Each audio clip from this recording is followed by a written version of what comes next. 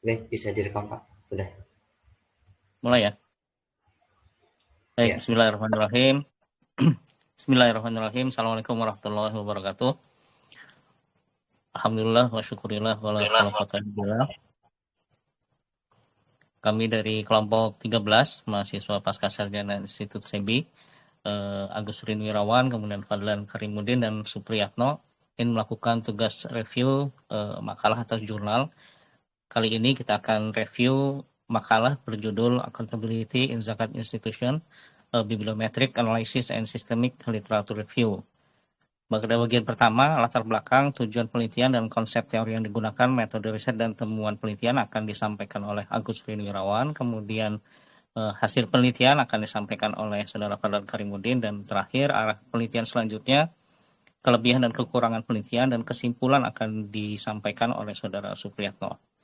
Di bagian pertama ini akan disampaikan oleh Agus Rinwirawan. Next.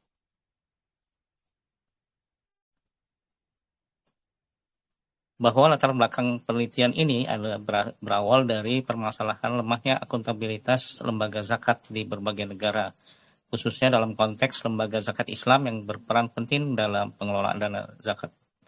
Kemudian isu akuntabilitas ini juga isu transparansi ini menjadi tantangan yang utama ya di dalam pengelolaan lembaga zakat, sehingga kemudian ini yang menjadi latar belakang dari penelitian ini. Next. Masalah yang diangkat adalah kurangnya kepercayaan publik terhadap lembaga zakat akibat laporan keuangan yang tidak konsisten dan tidak terpublikasi dengan baik. Kemudian adanya ketiadaan standar akuntansi zakat di berbagai negara dan lembaga, masing-masing memiliki standar tersendiri. Kemudian minimnya penelitian komprehensif yang secara sistemis meninjau bagaimana akuntabilitas zakat dipahami dan diukur dalam literatur akademik. Next. Penelitian ini bertujuan untuk mengetahui bagaimana tren publikasi riset akuntabilitas zakat, kemudian bagaimana struktur intelektual dari bentuk teori, metode, dan tema riset yang digunakan, dan kemudian apa arah penelitian selanjutnya di masa depan. Next, kemudian artikel ini mengulas berbagai indikator akuntabilitas seperti transparansi laporan keuangan, kemudian kepatuhan syariah, kemudian tata kelola lembaga, dan kemudian pengungkapan informasi terhadap publik. Next, konsep teori yang digunakan dalam penelitian ini. Yang pertama adalah teori akuntabilitas Islami, ya, bahwa akuntabilitas tidak hanya kepada manusia, tetapi kemudian juga akuntabilitas kepada Allah Subhanahu wa Ta'ala. Kemudian stakeholder teori, lembaga zakat harus memenuhi tuntutan dan ekspektasi pemangku kepentingan. Kemudian yang terakhir adalah institutional teori, yang bagaimana kemudian tekanan kelembagaan, norma, dan regulasi mempengaruhi praktek akuntabilitas lembaga amil zakat. Kemudian metode riset yang digunakan di dalam penelitian ini, yang pertama adalah menggunakan bibliometric analysis yang menggunakan data sekunder dari basis data Scopus, melakukan analisis kuantitatif terhadap publikasi terkait topik accountability dan zakat selama 5 tahun terakhir ya, dari tahun 2000 sampai 2024. Kemudian alat yang digunakan menggunakan Force Viewer yang memetakan co-authorship, kemudian keyword accuracy, kemudian citation network, dan analysis public trends, country collaboration, dan most documents. Kemudian menggunakan Systemic Literature Review atau SLR, menggunakan pendekatan Prisma, menyeleksi artikel berdasarkan kriteria inklusi berupa relevansi topik, publikasi bereputasi, atau berbahasa Inggris. Kemudian dilakukan analisis kualitatif tematik untuk mengidentifikasi theme clusters dari literatur yang didapatkan. Next. Di dalam penelitian ini ditemukan yang pertama, tren publikasi tentang akuntabilitas lembaga zakat itu meningkat tajam sejak tahun 2015, seiring dengan meningkatnya perhatian terhadap Islamic Social Finance. Yang kedua, adanya dominasi negara dan penulis ya, didominasi dari negara Malaysia, Indonesia, Pakistan, ini merupakan 3 negara paling produktif dalam penelitian dengan topik akuntabilitas. Kemudian kata kunci populer yang didapatkan dalam riset ini adalah meliputi zakat, kemudian accountability, transparansi, dan governance, dan Islamic social finance. Tidak ada beberapa kata kunci yang ditemukan di dalam temuan riset ini. Next, dari tahun 2014 sampai dengan 2023 ya itu mengalami peningkatan ya. 2014 ada 1 artikel, kemudian 2017 ada 2, 2018 ada 2, 2019 ada 3 artikel, 2020 mengalami peningkatan menjadi 6 artikel, kemudian 2021 4 artikel, 2022 2 artikel, dan 2023 ada 4 artikel. Baik, di sini hasil temuan riset dan akan kemudian presentasi ini akan dilanjutkan oleh Saudara Fadlan tentang hasil penelitian dari riset ini. Silakan Pak Fadlan.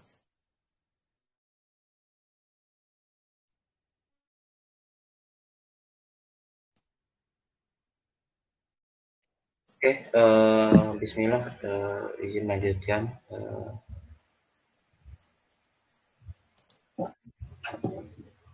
Hasil penelitian. Bismillah, dalam tren publikasi di akuntabilitas di tahun 2014 muncul di tahun 2014. Puncak publikasi hanya 6 artikel di tahun 2020. Masih sangat sedikit. Artikel tersebar ada 22 jurnal, kebanyakan satu jurnal kebanyakan 1 artikel per jurnal. Penulis yang produktif ada Yasmin S 4 artikel, ada Heroit Watt dari UK dan EU. Indonesia ada 11 dan Malaysia 9, UK 4. Negara Timur Tengah belum ada penelitian akuntabilitas. Okay. Artikel yang penulis sama beliau ini pengaruh ada Yasmin, ada 41 kutipan, Wahyu Tedet dan rekannya ada 22 kutipan, Yasmin Hanafi ada 15 kutipan. Artikel yang berpengaruh justru dari peneliti United Kingdom ya, bukan Indonesia Malaysia. Oke. Metode yang paling sering digunakan dalam berbagai penelitian ada survei kuantitatif, ada analisis konten, ada studi kasus, ada penelitian masih banyak pada hasil pelaporan, belum praktek lapangan. Dalam temuan di lapangan ada dikelompokkan ada 4 klaster gitu.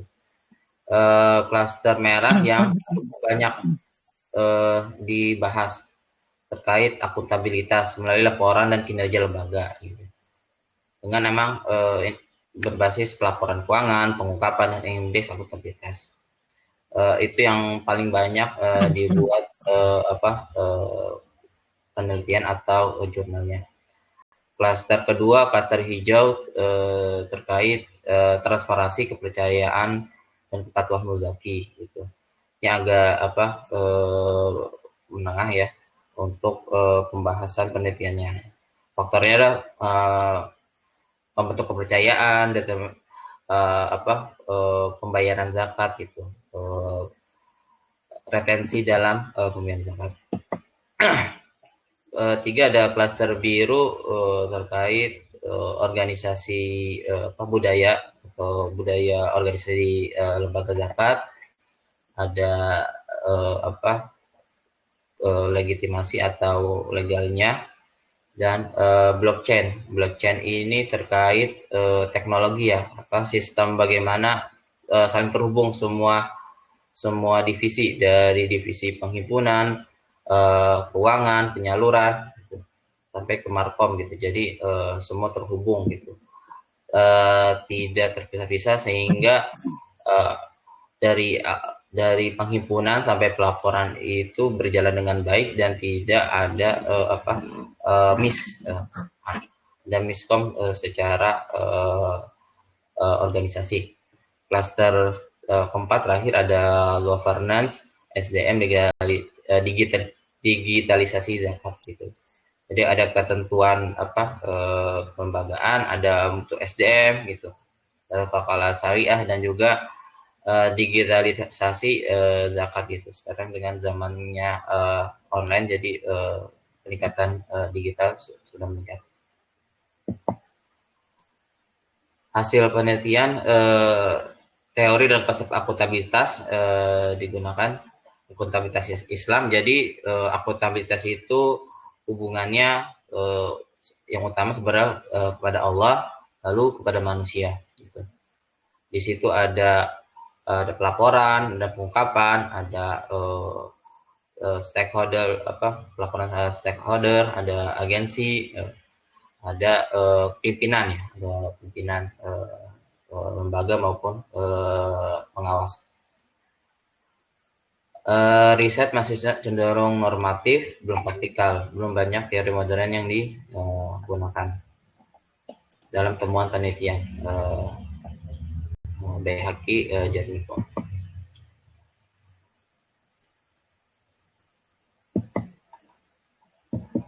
Oke.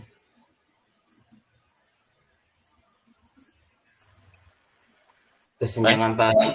Selanjutnya ini sudah pindah ya? Ya. Baik. Terima kasih Mas Fadlan yang sudah menyampaikan di materi sebelumnya.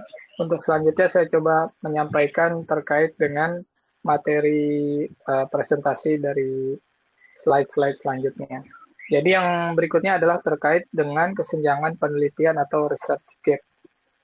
Nah, ini nomor satu, bahwa kesenjangan penelitiannya adalah belum adanya model akuntabilitas zakat yang komprehensif atau menyeluruh ya, di mana belum ada model akuntabilitas yang mencakup aspek spiritual, sosial, dan juga kelembagaan secara menyeluruh. Adapun yang ada sekarang dinilai baru menjadi salah satu bagian saja. Yang kedua adalah penelitian empiris masih terbatas pada analisis persepsi stakeholder. Belum banyak yang mengukur akuntabilitas secara kuantitatif. Dan yang ketiga, kurangnya integrasi antara teori akuntansi konvensional dan juga prinsip syariah. Itu tadi dari kesenjangan penelitian. Lalu kemudian arah penelitian selanjutnya itu menggunakan teori modern atau institusional teori, legitimasi, INT, dan juga social control teori, Islamic political economy. Nanti di sini mengembangkan konsep akuntabilitas mustahik, lalu memperluas metode kualitatif dengan etnografi, multi-case study, observasi lapangan. Lalu menganalisis narasi laporan tahunan zakat. Jadi bukan hanya angka, tapi juga ada pesan, nilai, dan juga dinamika institusinya. Dan juga meneliti peran dari teknologi. Ada blockchain, sistem informasi, dan juga data analitik. Nah, itu tadi arah dari penelitian selanjutnya. Lalu kemudian untuk selanjutnya juga arah penelitiannya yang pertama pengembangan model pengukuran akuntabilitas zakat berbasis makosid al-syariah. Lalu penggunaan teknologi digital atau e-zakat untuk memperkuat transparansi. Yang ketiga, yang terakhir, kolaborasi internasional lintas lembaga zakat untuk harmonisasi standar pelaporan. Saya pikir tiga hal ini menjadi penting agar ada semacam kesamaan, kesetaraan, kolaborasi terutama dari lembaga zakat internasional. Maka perlu adanya harmonisasi standar pelaporan di antara lembaga zakat. Lalu yang selanjutnya ada kelebihan dan kekurangan artikel tersebut. Yang pertama saya coba menyampaikan terkait kelebihannya, bahwa artikel tersebut memiliki kelebihan atau keunggulan, dia menggabungkan dua pendekatan, yaitu bibliometrik dan juga SLR, di mana memberikan gambaran menyeluruh, baik kuantitatif maupun kualitatif. Yang kedua, menggunakan alat analisis ilmiah atau VOS Viewer dan Prisma yang meningkatkan kredibilitas metodologis. Yang ketiga, memberikan peta arah riset dan gap penelitian yang cukup jelas. Ini bermanfaat untuk peneliti berikutnya. Yang keempat adalah menekankan nilai-nilai Islam dalam akuntabilitas, menjadikan kontribusi teorinya kuat dalam konteks Islamic Finance. Slide selanjutnya yaitu kekurangannya. Yang pertama, dia bergantung pada data dari Scopus, sehingga potensi literatur penting dari jurnal non-Scopus nasional ataupun lokal itu diabaikan. Nah, yang kedua, analisis tematik masih bersifat deskriptif, belum dikembangkan menjadi model konseptual baru. Yang ketiga, tidak menyertakan analisis empiris lapangan yang bisa menguji hasil temuan bibliometrik. Nah, yang keempat, periode data dan jumlah sampel artikel yang dianalisis belum dijelaskan secara rinci, masih bergantung pada akses Scopus tadi. Nah, slide selanjutnya, secara umum atau kesimpulan umum analisisnya adalah bahwa artikel ini berhasil memetakan secara sistematis perkembangan penelitian akuntabilitas lembaga zakat global. Ia memperlihatkan bahwa bidang ini berkembang pesat, namun masih menyisakan celah teoritis dan juga praktisnya, terutama terkait model akuntabilitas Islami yang komprehensif dan standarisasi pelaporan lembaga zakat. Yang kedua, kesimpulannya adalah bahwa dengan demikian, artikel ini menjadi fondasi penting bagi peneliti yang ingin mengembangkan model, instrumen, atau kajian empiris tentang tata kelola dan juga akuntabilitas lembaga zakat di masa depan. Nah, itu saja yang bisa saya sampaikan. Saya kembalikan kepada Pak Agusrin. Silakan, Pak. Baik, terima kasih. Demikianlah review makalah Accountability in Zakat Institution, Bibliometric Analysis and Systemic Literature Review yang ditulis oleh Ahmad Baihaqi, Trizatmiko Wahyu Prabowo, dan Anis Ceriri.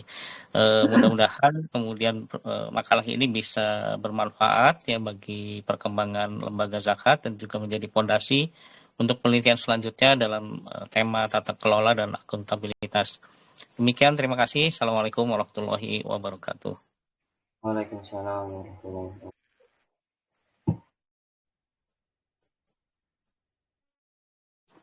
Ada berapa menit, Pak Alas?